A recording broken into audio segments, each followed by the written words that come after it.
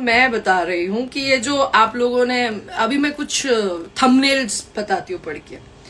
पवन सिंह कल्लू के साथ रात गजब रेले यामिनी सिंह को। क्या ये शब्द है? हाँ, रेले। क्या ये आप लोगों के यही घर में संस्कार दिए जाते हैं कि औरत के लिए ऐसे बोलते हैं?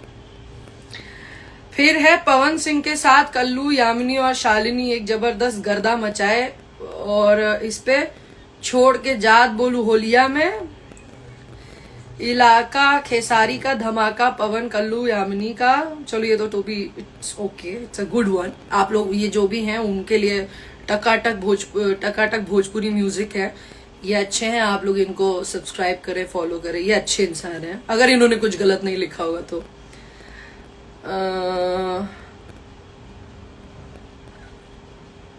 हाँ, पवन सिंह यामिनी सिंह और शालिनी को दबा के गले लगाए, दोनों पनिया गए कोरा में। ये सब क्या है?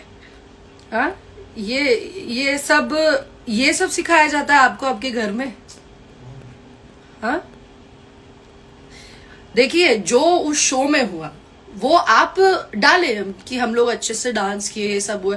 हाँ, किसी ने, क्योंकि देखिए मुझे फर्क नहीं पड़ता। हाँ, पवन सिंह ने यामिनी सिंह की जमकर लगाई क्लास।